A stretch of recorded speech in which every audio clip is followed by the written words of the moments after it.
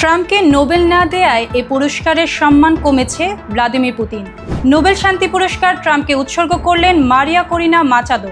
পরমাণু অস্ত্র বহনে সক্ষম ক্ষেপণাস্ত্র উন্মোচন উত্তর কোরিয়ার। নতুন অস্ত্র তৈরির বিষয়ে শিগগিরই বড় ঘোষণা দেবেন পুতিন।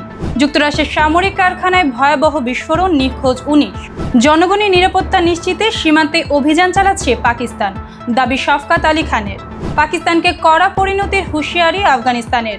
নয়াদিল্লিতে আফগান মন্ত্রীর সংবাদ সম্মেলনে নারী সাংবাদিক নিষিদ্ধ।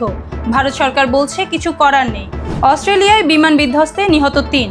ইসরায়েলি বোমা ও ড্রোনের শব্দ ছাড়াই গাজায় প্রথম রাত। যুক্তরাষ্ট্রের মাটিতে সামরিক প্রশিক্ষণ কেন্দ্র নির্মাণ করছে কাতার।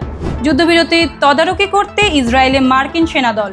ইসরায়েলি হামলায় লেবাননে 300 যানবাহন ধ্বংস, প্রেসিডেন্টের নিন্দা। ক্যান্সারের রেডিয়েশন থেরাপি নিচ্ছেন জো বাইডেন। মার্কিন প্রেসিডেন্ট ডোনাল্ড ট্রাম্প আন্তর্জাতিক সংকট সমাধানে অত্যন্ত আপ্রাণ চেষ্টা করেছেন বলে মন্তব্য করেছেন রাশিয়ার রাষ্ট্রপতি ভ্লাদিমির পুতিন। এক সংবাদ সম্মেলনে পুতিন বলেন, নরওয়ে নোবেল কমিটি কিছু ক্ষেত্রে এমন ব্যক্তিদের পুরস্কৃত করছে যারা শান্তির জন্য কিছু করেনি, ফলে নোবেল পুরস্কারের সম্মান কমে গেছে। তিনি উল্লেখ করেন, মধ্যপ্রাচ্যের 20 পয়েন্ট পরিকল্পনা কার্যকর হলে তা ঐতিহাসিক ঘটনা হবে। ইউক্রেন যুদ্ধ প্রসঙ্গে পুতিন বলেন, ট্রাম্প আন্তরিকভাবে যুদ্ধ শেষের চেষ্টা করেছেন। এর আগে 2025 সালের নোবেল শান্তি পুরস্কার দেয়া হয় ভেনেজুয়েলার বিরোধী নেতা মারিয়া করিনা মাচাদোকে। ট্রাম্প সামাজিক মাধ্যমে পুতিনের মন্তব্যের জন্য কৃতজ্ঞতা প্রকাশ করেন। 2025 সালের নোবেল শান্তি পুরস্কার বিজয়ী মারিয়া করিনা মাচাদো পুরস্কারটি ট্রাম্পের সম্মানে গ্রহণ করেছেন বলে দাবি করেন মার্কিন প্রেসিডেন্ট ডোনাল্ড ট্রাম্প। ট্রাম্প মজার ছলে বলেন, আমি বলিনি দাও, তবে উনি হয়তো দিতেও পারতেন। মাচাদো ভেনেজুয়েলার গণতন্ত্র প্রতিষ্ঠার জন্য দীর্ঘদিন সংগ্রাম করেছেন এবং গুলির চেয়ে ব্যালট জয়কে তার লক্ষ্য হিসেবে বর্ণনা করেছেন। ট্রাম্প প্রশাসন মাচাদোর কাজের প্রশংসা করেছে এবং মাদুরো সরকারের দমন নীতির সমালোচনা করেছে। মাচাদো নোবেল পুরস্কার ভেনেজুয়েলার জনগণ ও ট্রাম্পকে উৎসর্গ করেছেন। পুরস্কার ঘোষণার পরে ট্রাম্পকে যেন উপেক্ষা করা হয়েছে এমন ধারণা তৈরি হলেও তিনি মাচাদোর সঙ্গে আলোচনায় সন্তুষ্ট। নোবেল কমিটি ও আন্তর্জাতিক বিশেষজ্ঞরা এটিকে শান্তি ও গণতন্ত্র প্রতিষ্ঠার গুরুত্বপূর্ণ পদক্ষেপ বলে মূল্যায়ন করেছেন। উত্তর কোরিয়া তাদের সর্বাধুনিক ও সবচেয়ে শক্তিশালী আন্তঃমহাদেশীয় ব্যালিস্টিক ক্ষেপণাস্ত্র হওয়াসং-20 উন্মোচন করেছে। দেশটির ক্ষমতাসীন ওয়ার্কার্স পার্টির 80তম প্রতিষ্ঠাবার্ষিকী উপলক্ষে আয়োজিত সামরিক কুচকাওয়াজে ক্ষেপণাস্ত্রটি দেশের সর্বোচ্চ নেতা কিম জং উনের উপস্থিতিতে প্রদর্শিত হয়। কেসিএনএ জানিয়েছে, হওয়াসং-20 দেশটির সেনাবাহিনীর সবচেয়ে শক্তিশালী পারমাণবিক কৌশলগত অস্ত্র ব্যবস্থা। বিশেষজ্ঞরা বলছেন, এটি একাধিক পারমাণবিক ওয়ারহেড বহন করতে পারে এবং যুক্তরাষ্ট্রের প্রতিরক্ষা ব্যবস্থার জন্য বড় চ্যালেঞ্জ হতে পারে। এবছরের শেষের আগেই এর পরীক্ষামূলক উৎক্ষেপণ হতে পারে বলে ধারণা করা হচ্ছে। রাশিয়া নতুন কৌশলগত অস্ত্র তৈরি করছে এবং শিগগিরই এ বিষয়ে বড় ঘোষণা দিতে পারে বলে জানিয়েছেন দেশটির প্রেসিডেন্ট ভ্লাদিমির পুতিন। শুক্রবার তাজিকিস্তানে এক শীর্ষ সম্মেলনে সাংবাদিকদের সঙ্গে কথা বলার সময় তিনি বলেন, নতুন অস্ত্রগুলো পরীক্ষা সফলভাবে এগিয়ে চলছে। পুতিন দাবি করেন, রাশিয়ার পারমাণবিক প্রতিরোধ ক্ষমতার অভিনবত্ব অন্য যে কোনো পারমাণবিক দেশকে ছাড়িয়ে গেছে এবং সক্রিয়ভাবে উন্নয়ন কাজ চলছে। 2011 সালে যুক্তরাষ্ট্র ও রাশিয়ার মধ্যে নিউ স্টার্ট চুক্তি কার্যকর হয়, যা কৌশলগত পারমাণবিক ওয়ারহেড সীমিত করে। চুক্তির মেয়াদ আগামী বছরের ফেব্রুয়ারিতে শেষ হতে যাচ্ছে। পুতিন আশা প্রকাশ করেন, রাশিয়া নতুন অস্ত্র বিকাশে এগিয়ে থাকবে, যদিও ওয়াশিংটনে এখনও আনুষ্ঠানিকভাবে সম্মত হয়নি। যুক্তরাষ্ট্রের টেনেসি অঙ্গরাজ্যে একটি সামরিক কারখানায় ভয়াবহ বিস্ফোরণ ঘটেছে। শুক্রবার স্থানীয় সময় সকালে সংঘটিত এই দুর্ঘটনায় অন্তত 19 জন নিখোঁজ হয়েছেন। কারখানাটি সামরিক মহাকাশ ধ্বংস ও খনন শিল্পের জন্য বিস্ফোরক ও এনার্জেটিক ডিভাইস তৈরি করে। স্থানীয় কর্তৃপক্ষ উদ্ধার ও তদন্ত কার্যক্রম শুরু করেছে। নিখোঁজদের খোঁজ ও নিরাপত্তা নিশ্চিত করতে একাধিক সংস্থা মিলে তল্লাশি চালাচ্ছে। দুর্ঘটনার প্রকৃত কারণ এখনও জানা যায়নি। ওয়েবসাইট ও সংবাদ সূত্রে জানা যায় কারখানার উৎপাদন ও নিরাপত্তা প্রক্রিয়া বিষয়েও অনুসন্ধান করা হচ্ছে। সীমান্তে জনগণের নিরাপত্তা নিশ্চিত করতে লক্ষ্যভিত্তিক অভিযান চালাচ্ছে পাকিস্তান। দেশটির পররাষ্ট্র মন্ত্রণালয়ের মুখপাত্র শওকত আলী খান এমন দাবি করেন।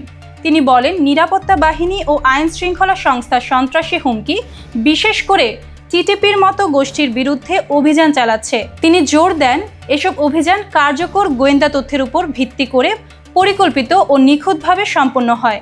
পাকিস্তান আফগানিস্তানের সার্বভৌমত্বের প্রতি সম্মান জানায় এবং সন্ত্রাস বিরোধী চ্যালেঞ্জ মোকাবেলায় প্রতিবেশীর সঙ্গে সহযোগিতা বাড়ানোর অঙ্গীকার পুনর্ব্যক্ত করেছে। শওকত আলী খান আরও বলেন, আফগানিস্তান তার নিজের নিরাপত্তা পুনরুদ্ধার করতে সক্ষম হওয়া উচিত এবং টিটিপির বিরুদ্ধে কঠোরভাবে মোকাবিলা করা প্রয়োজন। আফগানিস্তান পাকিস্তানের বিরুদ্ধে কড়া হুঁশিয়ারি দিয়েছে। সম্প্রতি পাকিস্তানের বিমান হামলা সার্বভৌমত্বের লঙ্ঘন হিসেবে দেখছে আফগানিস্তান।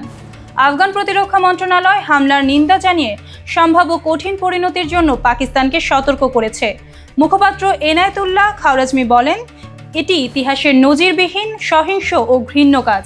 একই সঙ্গে ভারতে সফররত আফগান পররাষ্ট্রমন্ত্রী আমির খান মুত্তাকি পাকিস্তানকে ধৈর্যের পরীক্ষা না নেওয়ার পরামর্শ দিয়েছেন। মুত্তাকি বলেন, অভ্যন্তরীণ সমস্যা সমাধানে আফগানিস্তানকে দায়ী করা উচিত নয় এবং বল প্রয়োগের মাধ্যমে সমস্যা সমাধান সম্ভব নয়। তিনি সতর্ক করেছেন, আফগানদের ধৈর্যের পরীক্ষা করতে গেলে ইতিহাস দেখুন যে কিভাবে ব্রিটিশ, রাশিয়া, আমেরিকা ও ন্যাটোকে আফগানিস্তান মোকাবেলা করেছে। নয়াদিল্লিতে আফগান পররাষ্ট্রমন্ত্রী আমির খান মুত্তাকির সংবাদ সম্মেলনে নারী সাংবাদিকদের প্রবেশে বাধা দেওয়ার ঘটনায় তীব্র বিতর্ক সৃষ্টি হয়েছে। শুক্রবার আফগান দূতাবাসে আয়োজিত এই সংবাদ সম্মেলনে কোনো নারী সাংবাদিক উপস্থিত ছিলেন না। যদিও তারা পোশাক বিধি মেনে উপস্থিত ছিলেন। ভারত সরকার দ্রুত জানায়, সাংবাদিকদের তালিকা আফগান কনসুলেট জেনারেল তৈরি করেছিল এবং ভারত সরকারের কোনো ভূমিকা ছিল না। বিরোধী দল কংগ্রেস নেতারা প্রধানমন্ত্রী মোদি ও কেন্দ্র সরকারকে কঠোরভাবে সমালোচনা করেছেন। আফগান সরকারের নারী বিরোধী নীতি এই ঘটনার পেছনে প্রভাব ফেলেছে। বিতর্কের মধ্যেও মুত্তাকির সফরকে দুই দেশের সম্পর্ক উন্নয়নের গুরুত্বপূর্ণ পদক্ষেপ হিসেবে দেখা হচ্ছে, যেখানে ভারত কাবুলে তাদের টেকনিক্যাল মিশন দূতাবাস মর্যাদায় উন্নীত করার ঘোষণা দিয়েছে। অস্ট্রেলিয়ার নিউ সাউথ ওয়েলসে অঙ্গরাজ্যের শেলবাহার বিমানবন্দরে একটি হালকা বিমান বিধ্বস্ত হয়েছে। এতে কমপক্ষে ৩ জন নিহত হয়েছেন। শনিবার স্থানীয় সময় সকাল 10টার দিকে সিডনি থেকে প্রায় 85 কিলোমিটার দক্ষিণে বিমানটি উড্ডয়নের পর কিছুক্ষণের মধ্যেই বিধ্বস্ত হয়। বিমান ভূমিতে আঘাত করার সঙ্গে সঙ্গে আগুন ধরে যায়, যা fire and rescue new south ওয়েলসের সদস্যরা নিয়ন্ত্রণে আনে। বিমানবন্দরের রানওয়ে থেকে পুড়ে যাওয়া ধ্বংসাবশেষ উদ্ধার করা হয়েছে। পুলিশ এবং অস্ট্রেলিয়ান ট্রান্সপোর্ট সেফটি ব্যুরো দুর্ঘটনার কারণ অনুসন্ধানে তদন্ত শুরু করেছে। ঘটনায় উদ্ধার ও তদন্ত কার্যক্রম জোরদার করা হয়েছে। গাজায় যুদ্ধবিরতির প্রথম রাতে ফিলিস্তিনিরা শান্তির মুহূর্ত উপভোগ করেছে। শনিবার আল জাজিরার প্রতিবেদনে বলা হয়েছে, দীর্ঘ 2 বছরে এমন নীরব রাত আগে কখনো দেখা যায়নি। ইসরায়েলি ড্রোন ও বোমার শব্দ নেই, রাস্তা পরিপূর্ণ শান্তি, অ্যাম্বুলেন্সের আওয়াজ নেই। স্থানীয়রা জানিয়েছেন, শিশুরা নিরাপদ, পরিবার ও প্রতিবেশীদের সঙ্গে মিলিত হওয়ার আনন্দ এসেছে। দক্ষিণ গাজার অস্থায়ী শিবিরের মানুষরা অবশেষে নিরাপদে ফিরে এসেছে। শুক্রবার থেকে কার্যকর হওয়া যুদ্ধবিরতি ইসরায়েল ও হামাসের মধ্যে শান্তি ফেরানোর প্রথম ধাপ হিসেবে দেখা হচ্ছে। উপকূলবর্তী সড়কে মানুষের ঢল লক্ষ্য করা গেছে। মধ্যপ্রাচ্যের নিরাপত্তা ও সামরিক অংশীদারিত্ব জোরদার করতে কাতার যুক্তরাষ্ট্রের ইডাহো মাউন্টেন হোম বিমানঘাঁটিতে একটি নতুন প্রশিক্ষণ কেন্দ্র স্থাপন করছে। কাতারের F-15 যুদ্ধ বিমান এবং পাইলটরা এখানে মার্কিন বিমান বাহিনীর সঙ্গে যৌথ প্রশিক্ষণে অংশ নেবেন। মার্কিন প্রতিরক্ষা মন্ত্রী পিট হেগসেট চুক্তিটিকে অংশীদারিত্বের উদাহরণ হিসেবে উল্লেখ করেন। এই স্থাপনায় স্থানীয়ভাবে 12টি F-15 যুদ্ধ বিমান, সামরিক সরঞ্জাম সহ প্রায় 300 কর্মী থাকবে। পরিকল্পিত কার্যক্রম অন্তত 10 বছর চলবে। এটি কাতার ও যুক্তরাষ্ট্রের সামরিক সক্ষমতা বৃদ্ধিতে সাহায্য করবে এবং স্থানীয় অর্থনীতিতে ইতিবাচক প্রভাব ফেলবে। গাজায় যুদ্ধবিরতি বাস্তবায়নের তদারকি করতে মার্কিন সেনারা ইসরায়েলে পৌঁছাতে শুরু করেছে। এবিসি নিউজের তথ্য অনুযায়ী যুক্তরাষ্ট্র ও মধ্যপ্রাচ্যের বিভিন্ন ঘাঁটি থেকে প্রায় 200 সদস্যের একটি দল এই সপ্তাহের মধ্যে দেশটিতে উপস্থিত হবেন। সেন্টকম প্রধান অ্যাডমিরাল ব্র্যাড কুপার ইতিমধ্যে ইসরায়েলে পৌঁছেছেন। মার্কিন সেনারা ইসরায়েলি সেনাবাহিনী ও অন্যান্য দেশীয় নিরাপত্তা বাহিনীর কার্যক্রম সমন্বয়ে সহায়তা করবেন। তবে কোনো মার্কিন সেনা গাজা উপত্যকায় প্রবেশ করবে না। মিশরে কেন্দ্রীয় ভিত্তিতে এই মিশনের কার্যক্রম পরিচালিত হবে এবং এতে মিশর, কাতার, তুরস্ক ও সম্ভবত সংযুক্ত আরব আমিরাতের সামরিক কর্মকর্তারাও অংশ নেবেন। লেবাননের দক্ষিণাঞ্চলে ইসরায়েলি রাতভর বিমান হামলায় একজন সিরীয় নিহত ও অন্তত 6 জন আহত হয়েছেন। দেশটির রাষ্ট্রীয় সংবাদ সংস্থা এনএনএ জানিয়েছে অন্তত 10টি গুদামঘর লক্ষ্য করে হামলা চালানো হয়, যেখানে প্রকৌশল কাজে ব্যবহৃত ভারী যন্ত্রপাতি রাখা ছিল। হামলায় প্রায় 300 যানবাহন, যার মধ্যে বুলডোজার, এক্সকাভেটর ও 100টির বেশি ছোট ইউটিলিটি মেশিন ধ্বংস হয়ে গেছে। ইসরায়েলি সেনাবাহিনী দাবি করছে এসব স্থানে হিজবুল্লাহ দক্ষিণ লেবাননের সন্ত্রাসী অবকাঠামো পুনর্গঠনের জন্য যন্ত্রপাতি মজুত করছিল। লেবাননের প্রেসিডেন্ট জোসেফ আউন হামলার তীব্র নিন্দা জানিয়ে বলেন, গাজায় যুদ্ধবিরতির পরপরই এই হামলা ঘটেছে। স্বাস্থ্য মন্ত্রণালয় অন্তত 1 জন নিহত ও 7 জন আহতের তথ্য নিশ্চিত করেছে। যুক্তরাষ্ট্রের সাবেক প্রেসিডেন্ট জো বাইডেন বর্তমানে প্রোস্টেট ক্যান্সারের চিকিৎসার অংশ হিসেবে রেডিয়েশন থেরাপি নিচ্ছেন। তার চিকিৎসা পরিকল্পনায় হরমোন থেরাপিও অন্তর্ভুক্ত। 83 বছর বয়সে পা দিতে যাওয়া বাইডেন চলতি বছরের সেপ্টেম্বরে ত্বকের ক্যান্সারের জন্য মোহজ সার্জারি করেছেন, যা সফলভাবে সম্পন্ন হয়েছে। গত মে মাসে তার প্রোস্টেট ক্যান্সারের মেটাস্টেটিক ধরন শনাক্ত হয়, যা হরমোন সংবেদনশীল এবং চিকিৎসায় সাড়া দেওয়ার সম্ভাবনা বেশি। বাইডেনের চিকিৎসক দল জানিয়েছেন তার শরীরে ক্যান্সার হাড়ে ছড়িয়ে গেছে, তবে তিনি বর্তমানে ভালো আছেন। বাইডেন সামাজিক মাধ্যমে বলেন, ক্যান্সার জীবনের অংশ এবং ভালোবাসা ও সমর্থনের শক্তি খুঁজে পাওয়া।